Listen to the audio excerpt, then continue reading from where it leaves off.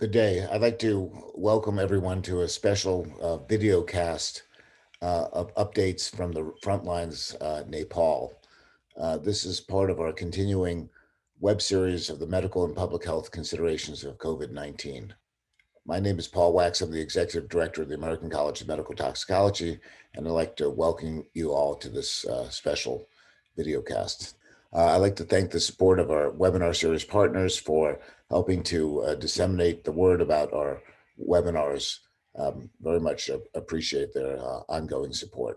At this point, I'd like to turn it over to my co-host, Dr. Ziad Kazzi, who's a professor of emergency medicine at Emory University and a board member of the American College of Medical Toxicology. At this point, I'd like to turn it over to Dr. Kazzi. Thank you, Dr. Wax. It's my pleasure to introduce to you today Dr. Ramu Kharel, who is our speaker. Dr. Carrell is currently a global health emergency medicine fellow at Brown University in the US, but is located in Nepal. He's of Nepali origin and is actually doing some research in Nepal, assessing emergency care capacity. He had just arrived in April to conduct his project when we've seen the escalated increase in COVID cases.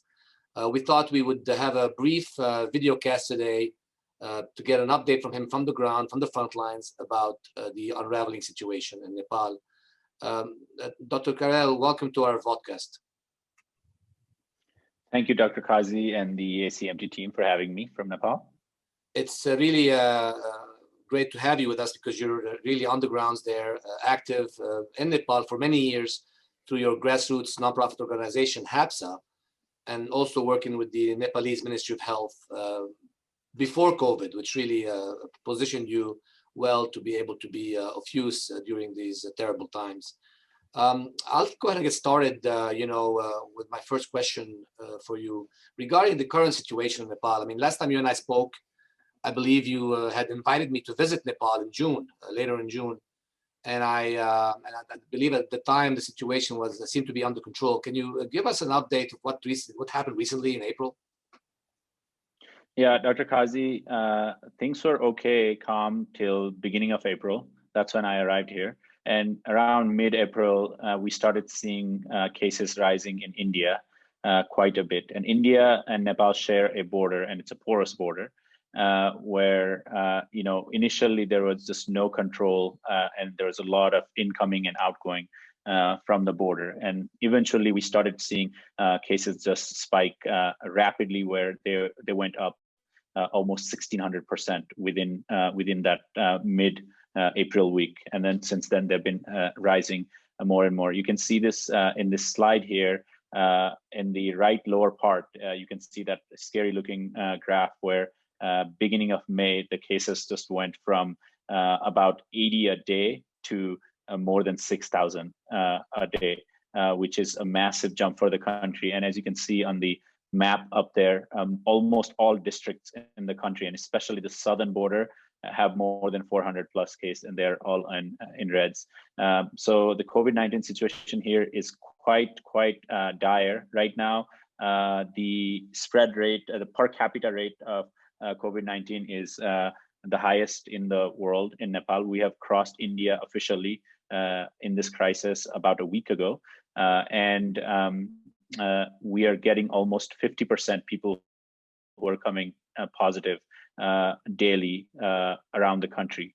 We are testing quite a few also, but we're seeing high number of positive rates, especially in those southern borders where some districts are some days even 90% positive. So it's a really scary situation. The health system has collapsed. There are major hospitals who had to kick out patients because there is no oxygen availability. We do have cylinders now coming, but there is no way to refill those cylinders because there are not enough oxygen plants. So people are quite literally suffocating to death. And that's a very, very dire situation that I thought I would never see in this country, and I'm getting to witness it firsthand.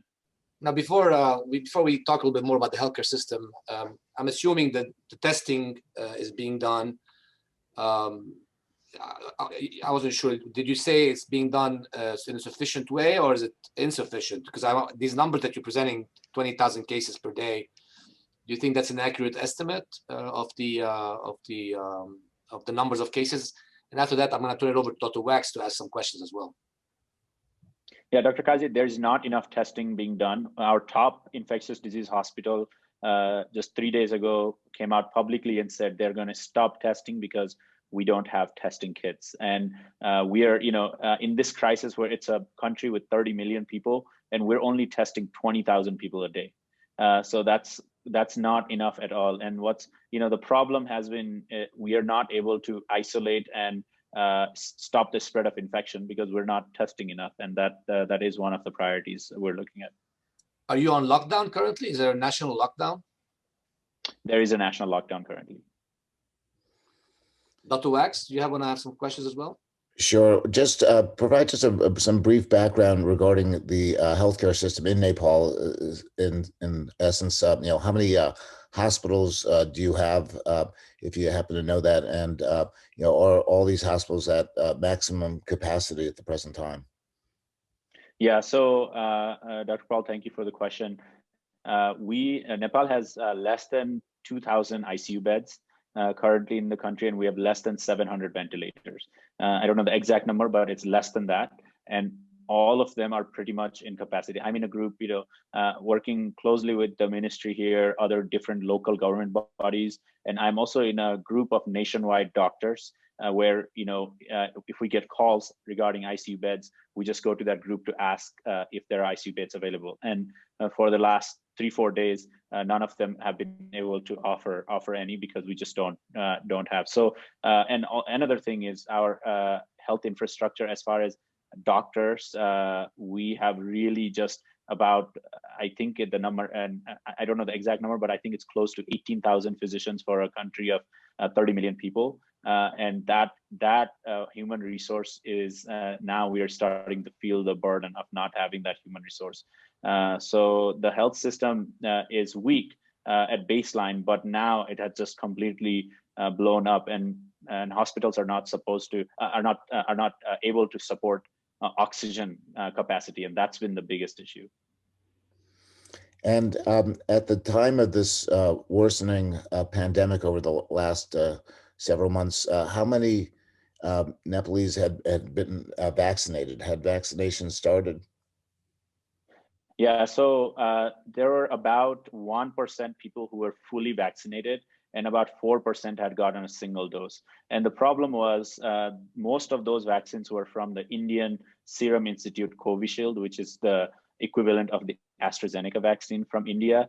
And when India blew up, the import of those vaccines completely stopped. So there's nothing as far as vaccines or that kind of support coming from India. And it makes sense because the country itself needs it also. And we got some Chinese vaccine, which is the Sinopharm, the varicella vaccine. And currently there are some vaccines that were recently brought in and people are being vaccinated, but the number is very, very low. So less than 4% people are a double dose. So one of the things that our team is working in multiple fronts, but one of the main things as a physician who worked in the United States and in the front lines there when COVID was bad and we didn't know much about it, I happen to be in Nepal, which is my birth country right now. And it saddens me to see really how much vaccine hesitancy there is in our country, in America, and also how much hoarding of vaccine there has been by a rich country. The true inequities of global health are very, very visible. So I'm really encouraging everyone who's watching, if you have any connections, right, or even time, to push these issues with your local government or whatever, that countries like Nepal need those vaccines, right? AstraZeneca sitting in a US fridge is not doing any help to anyone. So I really hope that those are considered, countries like Nepal are considered when they're sending the vaccines. Okay, and also a question just about the availability of therapeutics. Obviously, there's no known cure for COVID-19, but remdesivir or the monoclonal antibodies, do you have much access to those therapeutics? So we don't. Even dexamethasone is starting to be on short supply. Right now the mainstay, we know two things that work are dexamethasone and oxygen. And remdesivir also is in very short supply. There is some black marketing going on with remdesivir. We don't have tocilizumab. We do not have other monoclonal antibodies. One of the things we're doing, Dr. Wax, is we've discussed with the Ministry of Health and the committee that gives emergency use authorization in the country to give emergency authorization to the monoclonal antibody combo of bamlanivimab, because we know that works to prevent infections from getting severe in high-risk patients. And that would be a very, very good asset for the country. And the organization Direct Relief that's working with Lilly antibody, we got intel that they're looking to donate, but we do need an emergency use authorization here for that. So we're pushing for that, and I hope that we can get that also in our toolbox to prevent people from going in hospitalization. I think at this point, our approach mainly has been how to stop people from going to the hospital. So we're working in those fronts mostly. Dr. Carrell, are you trying to treat people at home? Are you all doing some of that telemedicine or telephonic care? And are you using some of the Nepalese doctors that are expatriates outside Nepal? Yeah, Dr. Kazzi, that's a great question. Our team, we have a team called COVID Alliance Nepal, and we started a hotline in the beginning of this pandemic, which is now quite popular. And we are encouraging people, and through media, through social media, encouraging people to call the hotline before they go to the hospital, or call the hospitals before they go to the hospital. So we're doing that front, but we also have multiple teams working in the country on telemedicine also. I myself provide teleconsultation to a lot of people on a daily basis, but we have a group here, and we have a group from there are so many Nepali doctors in America and other countries who have offered to help and be in the tele group. And there is a foundation called Health Foundation Nepal, and there is also a group here called DAFE group that have been working hard on kind of keeping people home by providing teleconsultation services. Are you able to provide oxygen at home, or is it? Actually, it sounded like you didn't even have oxygen for the hospital, so I can't imagine you're providing oxygen therapy at home. That's Dr. Kazzi, that's one of the things that we want to do if we have enough oxygen available. The problem is there are people who are able to get resources to get their own cylinders at home, but the problem has been, even if they have it, if it runs out, it's hard for them to get it filled.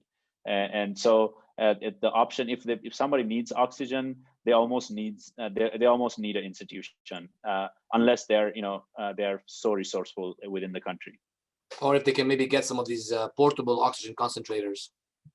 Yeah, a lot of people are. The problem with the concentrators are quite expensive, so donors are not quite interested in sending concentrators. But yeah, if people are trying to send concentrators, we would really like at least 10 liters worth concentrators, so we can run that at a certain liter per minute. What about PPE? I remember in the US in March and April, we were conserving PPE, we were prolonging the use of PPE or reusing PPE. Are these strategies being applied in Nepal? Are they necessary, or do you have plenty of masks and gloves?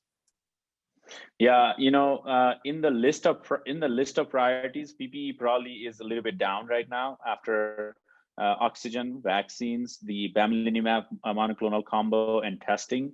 PPE probably comes next. But we do. I myself gave trainings to 300 doctors the other day in partnership with Brown University as well as Project Hope, where a big part of that is IPC and how to conserve PPE. So I think those type of trainings are happening, and I'm giving one more training in the next few days to isolation staff. But right now we are seeing adequate PPEs in this isolation center and in the hospitals. Yeah, I think that's always important to protect your healthcare workforce that you need to care for these patients. All right, well, exactly. Great, thank you. Before I turn it over to Dr. Wax to conclude, I have one last question. What is our message today to our viewers and listeners in this podcast? What can we do in the US, also outside the US, because we do have a global audience as well, to help you in Nepal? Yeah, one of the biggest ask I have for the audience is, don't forget Nepal. The crisis it's bad in India right now, and it's a major country in the world, and we're a very small geographical comparison to India, but the cases here are really bad. It's a big country as far as population. We have 30 million people. So one, we need international attention. And then two, we need your help in advocating for vaccines if you can. If not, if you're not going to call your senators or whatnot, just talk to your friends or post on Facebook, just so that things circulate and people are aware, right? When Joe Biden is making a decision as to where these vaccines are going, Nepal should be on the top of the list, because it's the worst hit country right now, with one of the weakest infrastructure. And another thing, if you're looking directly to contribute or donate or things like that, I would encourage finding grassroots organization. The one that I'm working with is the one I founded a long time ago, and we have a good team here. We're working with multiple partners, and one of the main things we're doing right now is creating home isolation kits and distributing them in municipalities with hard-hit areas to encourage people to stay home. And for that, I myself and my team have built a home isolation protocol for them that's very readable and in Nepali.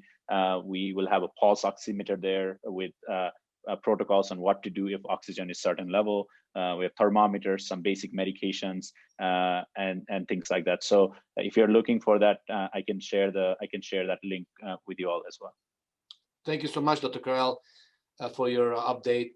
This is really sobering to us, and our audience, I'm sure, will really appreciate all this information.